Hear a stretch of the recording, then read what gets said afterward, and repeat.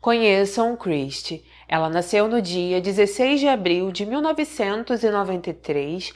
Ela era uma jovem de 18 anos que vivia em Auckland, Nova Zelândia. Christie foi descrita como uma jovem gentil, generosa e que detestava ver injustiça com outras pessoas. Enquanto estava no colégio, ela conheceu um menino chamado Chand. Na verdade, esse é o sobrenome dele, porém o nome dele tem uma pronúncia bastante difícil para mim e por isso eu vou chamá-lo pelo sobrenome, tá ok? Chand foi descrito como um menino solitário, um tanto estranho e por isso algumas pessoas zombavam demais dele. Christie, pelo contrário, sempre foi amável com Chand. Ela detestava que as pessoas zombassem dele e o tratava de uma forma gentil. Algum tempo depois, em 2003, os dois perderam contato porque a família de Chand se mudou. Anos depois, por volta de 2010 ou 2011, eles voltaram a se reencontrar porque começaram a trabalhar no mesmo mercado. Assim que se reencontraram, eles voltaram a se falar, se tornaram amigos e assim começaram a conviver praticamente diariamente. Algum tempo depois, em agosto de 2011, bem no final de agosto, Chand pediu demissão. Após isso, ele e Christie não ficaram tão próximos porque não estavam mais se vendo todos os dias. Porém, mesmo assim, sempre que podia, Chand ligava para ela, desabafava sobre seus problemas pessoais e Christie sempre estava disposta a ouvi-lo. Aparentemente, Chand teve uma infância um tanto conturbada. Ele não lidava bem com o fato de, em certo momento, seus pais terem se separado e vivia dizendo que os pais não o amavam. No dia 6 de setembro de 2011, apenas algumas semanas após pedir demissão no trabalho, Chand ligou para Christie. Assim que falou com ela, pediu para ir até sua casa, porém, por algum motivo, ela disse que não podia. E então, para convencê-la, Chand disse que se ela não fosse, ele iria tirar a própria vida. Após ouvir isso, Christie ficou extremamente assustada, então foi até a residência do jovem. Ao chegar ali, Chand pediu para ela ir para a sala, trancou a porta principal. Após isso, foi até a sala, começou a desabafar sobre seus problemas pessoais, como sempre fazia. Porém, minutos depois, ele começou a ficar histérico, pegou uma faca que havia escondido por baixo da roupa e então disse para Christie o seguinte: se você não me obedecer, eu vou te esfaquear. Se você gritar, eu vou te esfaquear. E se você tentar fugir, eu vou te esfaquear. Christie então começou a chorar, ela teve que entregar o celular para ele. Após isso, Chand mandou ela se despir. Ela não queria de jeito nenhum, mas teve que obedecer, então ficou somente com roupas íntimas. E após isso, Chand começou a dizer que nada tinha mais jeito para ele. Ele falou que havia sido visitado pelo diabo e que também havia sido possuído pelo diabo. Enquanto tudo isso estava acontecendo, Chand ainda disse que tinha o intuito de abusar de Christie, mas segundo ele havia desistido. Ele então entregou o celular a ela, deu também as roupas de Christie, ela as vestiu e seguiu imediatamente em direção à porta principal para sair da casa. Antes de Christie sair da casa, Chand voltou a dizer que ele iria tirar a própria vida. Ela, como era bastante generosa, se compadeceu, tentou convencê-lo a não fazer isso, mas mesmo assim saiu imediatamente da casa, entrou no carro e foi embora. Assim que chegou em sua própria residência, Christie contou aterrorizada para a mãe tudo o que aconteceu. Ao ouvir aquilo, a mãe de Christie a levou imediatamente até a delegacia. Durante o interrogatório, Christie contou em detalhes tudo o que aconteceu naquela casa e disse o seguinte: a faca que ele pegou era uma faca de cozinha, daquelas que você tira de um conjunto de facas. Ele disse para mim: é assim que vai ser. Se você gritar, eu vou te esfaquear. Quando ele me disse isso, comecei a chorar porque pensei que ele fosse me matar. Nunca fiquei tão apavorada em minha vida. Então ele me disse para me calar e me recompor. Eu só queria mandar uma mensagem para um amigo porque queria que alguém me ajudasse. Ele se levantou e disse: me dê seu celular. Podemos fazer isso da maneira mais difícil ou da maneira mais fácil. Você vai saber o que vai ganhar se não me der. Ele disse que seu objetivo era me aterrorizar, se vingar e depois tirar a própria vida. Eu perguntei a ele: você vai tirar a minha vida? Eu senti que ele ia me matar. Ele disse que planejava abusar de mim. Eu então comecei a chorar porque estava com muito medo. Mais uma vez ele me disse para me recompor. Achei que se chorasse alto o suficiente, os vizinhos da casa ao lado iriam me ouvir, porque durante todo o tempo que estive lá, podia ouvi-los conversando. Só queria que alguém me ouvisse, só queria chorar mais alto porque conseguia ouvir o vizinho e pensei que ele conseguiria me ouvir e alguém poderia fazer alguma coisa. Algum tempo depois, ele largou a faca e disse: "Vou deixar você ir, mas só quero que você saiba que assim que você for embora, eu vou tirar minha vida." Eu falei para ele: "Não quero que você faça isso, não vale a pena." Ele disse que era sua única opção porque seus pais não o amavam. Após isso, saí da casa, entrei no meu carro, tranquei a porta e fui direto para casa.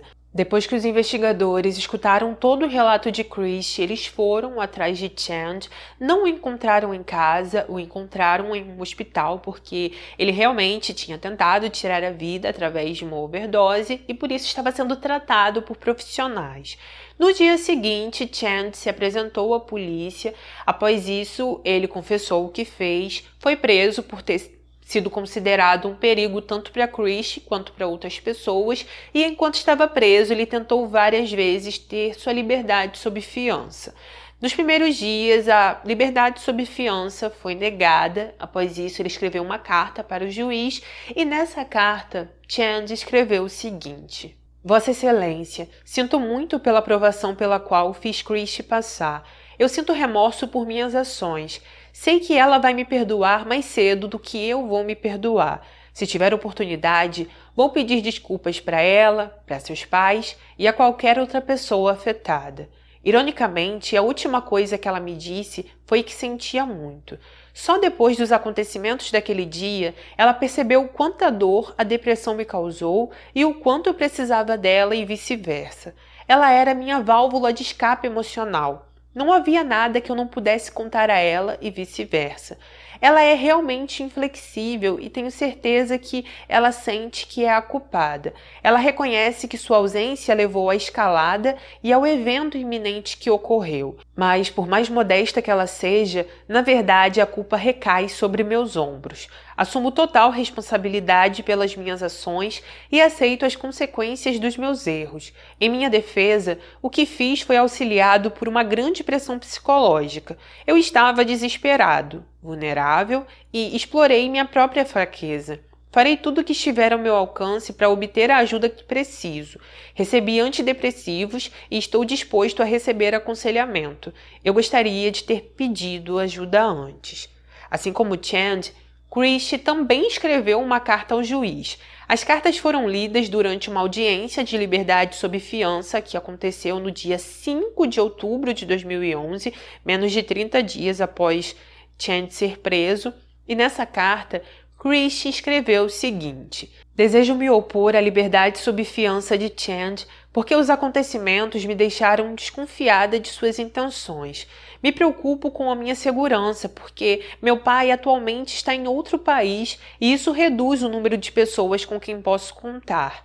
A família de Chand, sua mãe e sua tia, moram perto da minha casa, então sinto que ele pode brincar com os meus pensamentos, porque ele sabe que meu pai está ausente por um período razoável, também conhece minha rotina sobre como vou para a faculdade e onde trabalho na cidade.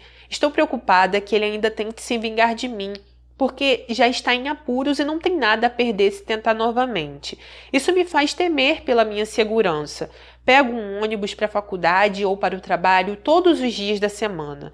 Então, estou preocupada que, morando perto, ele consiga me seguir e entrar no ônibus. Sinto que ficarei muito vulnerável. Também estou quase em período de provas na faculdade e desejo me concentrar nos estudos e não ter constantemente na cabeça que ele está solto e que tem a possibilidade de me encontrar novamente. Gostaria de continuar com a minha vida, mas nesse momento eu preciso saber que não tenho que o encontrar enquanto tento restaurar a minha fé nas pessoas. Eu preciso disso porque isso tem me causado muita angústia." Apesar da carta de Christie e apesar dos investigadores do caso pedirem ao juiz para não soltar Chand, ao final de tudo, o juiz decidiu liberá-lo sob fiança e então Chand começou a viver na casa de sua mãe, que morava a apenas 300 metros da casa de Christie e só tinha permissão para sair se fosse acompanhado por algum responsável para ir a algum lugar bem importante, como por exemplo um hospital. O juiz usou como aval para soltar Chand o diagnóstico de um psiquiatra que aparentemente só o entrevistou uma vez. Esse psiquiatra disse que ele aparentemente não tinha problemas psicológicos e no relatório que o psiquiatra entregou aos oficiais, ele escreveu o seguinte: o Sr. Chand apresenta sintomas de uma doença depressiva leve a moderada. Não há evidências de qualquer processo psicótico. O Sr. Chand, na minha opinião, não preenche os critérios para transtorno mental. Apenas 32 dias após ser solto, no dia 7 de novembro de 2011, Chand foi até a casa de Christie. Ele saiu de casa sem sua família ver, aparentemente ele só vivia na casa com a mãe e com a irmã mais nova. E assim que chegou às 7 horas da manhã na casa de Christie, ele tocou a campainha e a mãe dela atendeu. Ao abrir a porta, a mãe de Christie viu que ele estava com uma faca em sua mão. Após isso, ela gritou para a filha sair do local. Christie acordou assustada ouvindo a voz da mãe. Ao invés de sair do local, ela foi ao encontro da mãe para ver o que estava acontecendo. Ao ver Chand, ela saiu correndo, tentou abrir a porta dos fundos, mas infelizmente ele conseguiu alcançá-la e então a golpeou mais de 10 vezes com a faca que estava em sua mão. Enquanto tudo isso estava acontecendo, a mãe de Christie correu ao telefone para poder ligar para a emergência. Após isso, ela foi até o local onde sua filha estava, encontrou Christie no chão, a pegou em seus braços e foi ali que Christie infelizmente deu seu último suspiro porque ela não conseguiu sobreviver. Assim que os investigadores chegaram no local, eles encontraram Christie sem vida, eles observaram que Chand ainda estava na casa, ele estava bem próximo a ela, ainda estava com a faca que utilizou em sua mão, ela estava torta e por isso ele parou de usá-la, porque não conseguiu mais. E segundo testemunhas, assim que ele terminou de tirar a vida de Christie, ele ficou com um sorrisinho sádico em seus lábios. Após falar rapidamente com a polícia, ele foi levado imediatamente para a delegacia, confessou tudo o que fez e falou também que tinha uma cúmplice. Ele disse para os policiais que uma mulher chamada Pauline era sua cúmplice, que mesmo que ele fosse preso, essa mulher iria terminar tudo o que ele havia começado, iria tirar a vida da mãe de Christie e de sua avó também. E falou que essa mulher estava pronta para fazer tudo o que precisava fazer. Posteriormente, a polícia descobriu que essa mulher não existia, que ela era uma invenção da cabeça dele.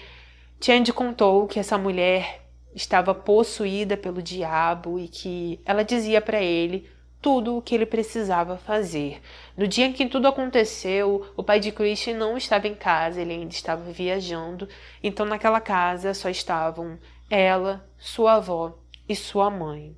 Alguns meses depois, em 2012, aconteceu o julgamento de Chand. Durante a audiência, seus advogados relataram sobre o estado mental dele, mencionaram que no momento do crime, ele acreditava que Christie havia se transformado em um demônio e que também achava que ele tinha câncer. Durante o julgamento, 2 psiquiatras diferentes, inclusive aquele que diagnosticou Chand pela primeira vez, falaram no tribunal. Eles afirmaram que Chand sofria de esquizofrenia paranoica e que talvez nunca se recuperasse, necessitando de cuidados institucionais para o resto de sua vida. Ao ser ouvido no tribunal, um dos psiquiatras disse que Chand provavelmente sofria de uma doença psicótica. Contou que ele estava deprimido, que em agosto de 2011 parou de comer, largou o emprego no mercado e ficou em casa trancado no quarto só jogando videogame. Conforme falei anteriormente, o psiquiatra que entrevistou Chand quando ele foi preso pela primeira vez também foi ouvido nessa audiência. Ele disse que Chand começou a ouvir vozes no início de 2011 e que foram essas vozes que o conduziram a tirar a vida de Christie, principalmente a tal voz da Pauline. Ele mencionou que quando Chand tirou a vida de Chris, ele estava em um momento de loucura e que não sabia exatamente o que estava fazendo. De acordo com o psiquiatra, o momento de loucura foi apenas quando Chand tirou a vida de Chris. Ele disse que quando Chand a levou até sua casa e a despiu, depois tentou abusar dela, ele não estava em um momento de loucura porque estava agindo com lucidez. De acordo com o psiquiatra, ele sabia sobre as consequências de seus atos, por isso, em certo momento, chegou a desistir e a deixou ir embora. Porém, apesar disso, segundo o psiquiatra, após algumas semanas ele teve um surto psicótico e por isso ele foi até o fim. E então, em um momento de loucura, de acordo com ele, tirou a vida da jovem. Com isso, ao final de tudo, após todos serem ouvidos, Chand foi considerado inocente de assassinato por motivo de insanidade e foi condenado em 17 de outubro de 2012 a uma instituição psiquiátrica por tempo indeterminado. Posteriormente, Chand foi condenado pelo crime anterior contra Chris e foi sentenciado a 3 anos de prisão, que também cumpriu na clínica psiquiátrica. A mãe de Chris deu apenas uma entrevista sobre tudo o que ocorreu com a filha. Nessa entrevista, ela disse o seguinte: "No início, quando o vi, foi apenas um choque. Para ser sincera, não sabia o que iria acontecer. Eu vi a vida dela se esvair enquanto eu ainda a segurava. Eu a senti escapar de mim. Eu estava dizendo a ela para esperar que a ajuda estava a caminho. Eu sei que ela tentou. Ela realmente tentou. E depois se foi. Eu nunca vou me perdoar. Tenho que viver com isso para sempre, pelo resto da minha vida. Sei que não é minha culpa, mas ainda passa pela minha cabeça e isso é tudo em que eu penso. Nada teria mudado o resultado. Eu sei disso agora. Todos dizem que eu deveria estar feliz por ter estado com ela, mas nunca deveríamos ter passado por isso, deveríamos estar seguros. Não consigo pensar em como posso descrever. É tudo tão vazio. Às vezes não consigo me levantar de manhã. Só não quero continuar. É tão devastador que eu não desejo isso a ninguém." Nessa entrevista que contou tudo o que aconteceu naquele dia, a mãe de Chris disse que não se perdoa porque assim que Chand correu atrás da sua filha, ela foi atrás de um telefone para ligar para a emergência e não correu atrás de Chris. Ela diz que fica pensando que se ela tivesse ido atrás da filha ao invés de pegar o telefone para ligar para a polícia, ela talvez pudesse ter salvado sua filha. Enfim, após 6 anos na clínica psiquiátrica, Chand começou a ter autorização para poder sair do local e a família de Chris só ficou sabendo disso por terceiros porque as pessoas começaram a ver Chand em bibliotecas e até comendo em restaurantes tranquilamente. Em uma entrevista que deram falando sobre Chand, a mãe de Chris disse o seguinte: "É extremamente preocupante. Estamos absolutamente arrasados. É tudo o que eu penso. Tive pesadelos horríveis. Por mais que eu espere que estejamos seguros, é muito assustador. Depois de tudo que passamos, isso é outro chute na nossa cara. Ele está por aí e as pessoas precisam estar extremamente vigilantes. Eu acredito que ele é muito perigoso." Quando a clínica onde Chand havia sido internado foi questionada sobre tudo isso, eles deram uma declaração e disseram que eles não falavam sobre a vida pessoal dos pacientes porque isso invadia a privacidade dos pacientes e quando eles recebiam alta, eles não podiam ficar informando outras pessoas. Ao saber sobre isso, os pais de Chris ficaram extremamente revoltados, eles acharam um absurdo a postura que a clínica teve, principalmente depois de tudo que Chand havia feito com a família deles. Posteriormente, em 2017, foi feito um inquérito para poder entender tudo o que aconteceu no caso de Chris. Ali, vários profissionais foram ouvidos, eles discutiram sobre como Chand conseguiu a liberdade sob fiança pela primeira vez, e então muitos profissionais que trabalharam no caso tiveram que expor tudo o que aconteceu naquela época. O psiquiatra que entrevistou Chand pela primeira vez, quando ele foi preso em setembro de 2011, disse que o jovem era um mentiroso patológico e até mesmo um psicopata. De acordo com o psiquiatra, desde a primeira vez que Chand foi preso, ele começou a planejar sobre como iria tirar a vida de Chris, porém ele ficou tentando enganar a todos, dizendo que estava bem mentalmente, dizendo o que eles queriam ouvir. Na primeira entrevista que teve com Chand, o psiquiatra disse que não tinha muitas informações sobre o jovem e por isso acreditou em tudo o que ele lhe disse. Depois disso, ele agiu normalmente na audiência de liberdade condicional e por isso, de acordo com ele, o juiz também decidiu liberá-lo, porque eles não conseguiam ver que Chand tinha problemas psicológicos e que, na verdade, estava tentando enganar todo mundo. Durante o inquérito, o psiquiatra disse o seguinte: "Eu não sabia que ele era um mentiroso patológico quando o entrevistei. Ele é um psicopata. E uma das características de um psicopata é a capacidade de mentir. Em outras palavras, eles podem mentir de maneira convincente." O psiquiatra ainda disse que era muito difícil diagnosticá-lo dessa forma em 2011 porque Chand não tinha nenhum histórico criminal. Ele continuou e disse o seguinte: "Embora você possa ter suspeitas sobre o comportamento de uma pessoa, ainda é preciso ser extremamente cauteloso ao dizer que uma pessoa tem traços psicóticos. Chand era narcisista, autoritário e indicou raiva de Chris que transmutou-se em desejo de vingança, o que poderia ser parte de uma estrutura de personalidade psicótica ou apenas narcisismo. Minha opinião na época é que ele não tinha esperança de fiança com base na oposição de Chris e da polícia. Eu realmente não achei que o juiz iria considerar a fiança com base na avaliação que fiz inicialmente."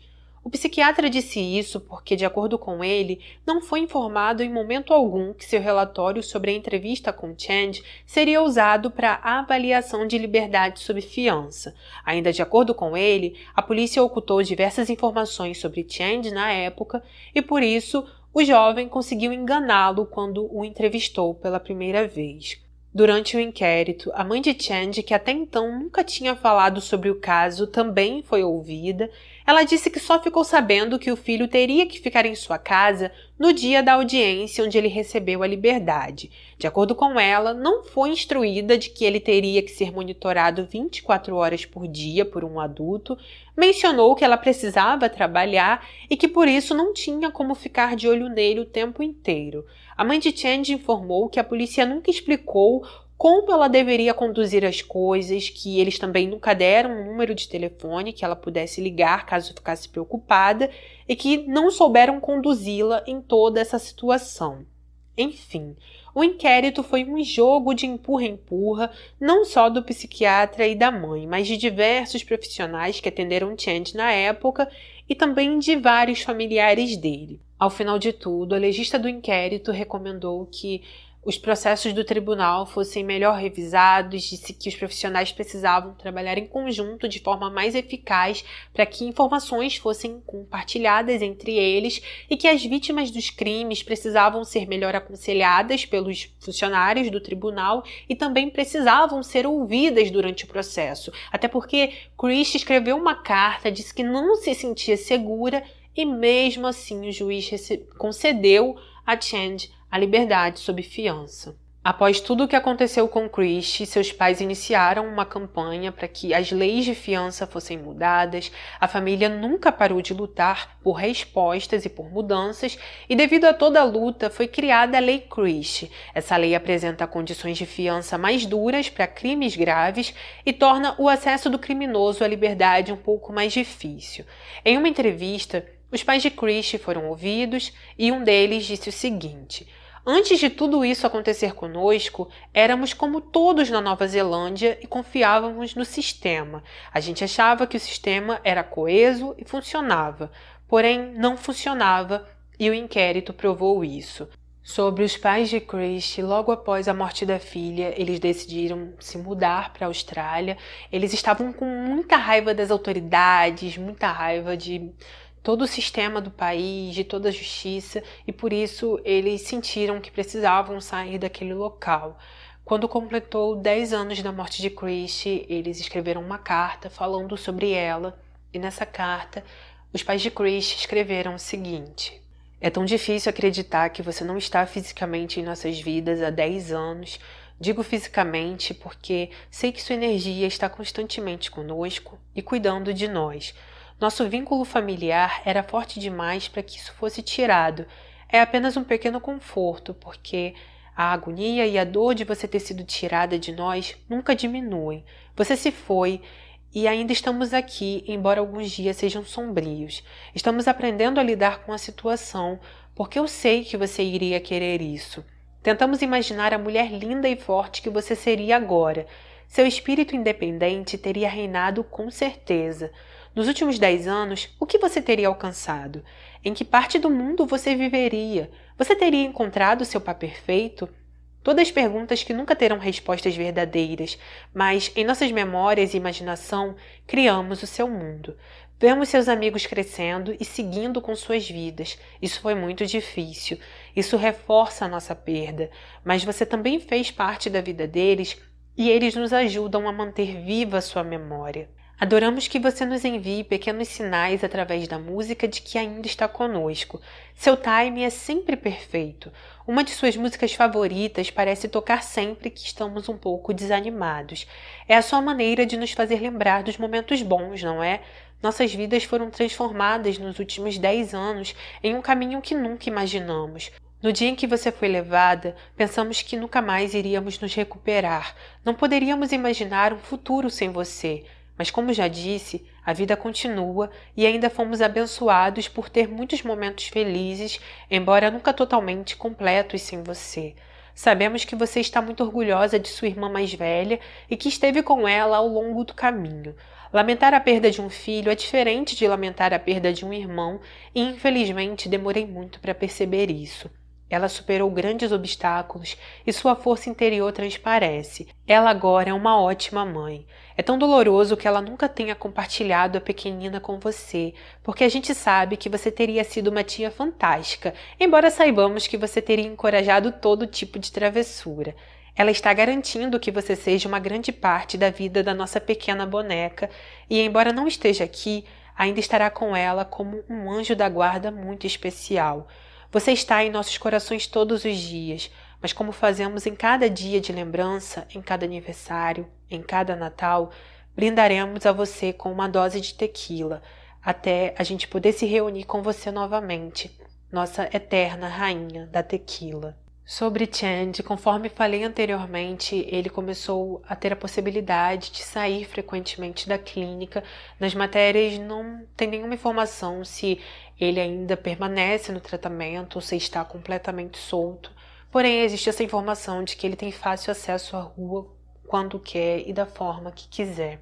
Sobre a motivação de Chand para poder tirar a vida de Krish, nas matérias se diz que depois que ele pediu demissão do mercado, ele sentiu que Krish se afastou dele. Como eles não conseguiam se ver mais todos os dias, ele não podia desabafar com ela como ele gostava, ele começou a sentir isso e por isso criou uma raiva por ela. Nas matérias também se diz que Krish foi uma das únicas mulheres que dava atenção para Chand e que se aproximava dele de forma amigável.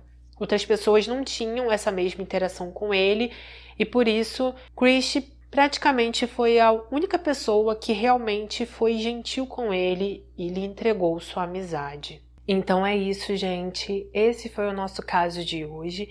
Por favor, deixe aqui nos comentários o que você achou sobre esse caso, se você já conhecia ele ou não, e coloque a sua opinião, que é muito importante para mim. Se puder, por favor, não saia daqui sem deixar o seu like, que é de graça, não custa nada e me ajuda demais. Eu agradeço a cada um que sempre está aqui assistindo os vídeos, deixando um comentário. Peço que você ative o sininho para ser notificado dos próximos vídeos, que você maratone os vídeos do canal. Se você ainda não assistiu outros vídeos, basta clicar na aba vídeo, que você vai ter acesso a todos os vídeos que tem aqui no canal, e são muitos. Agradeço do fundo do meu coração pelo apoio de vocês sempre. Fiquem com Deus, se cuidem e até o próximo vídeo.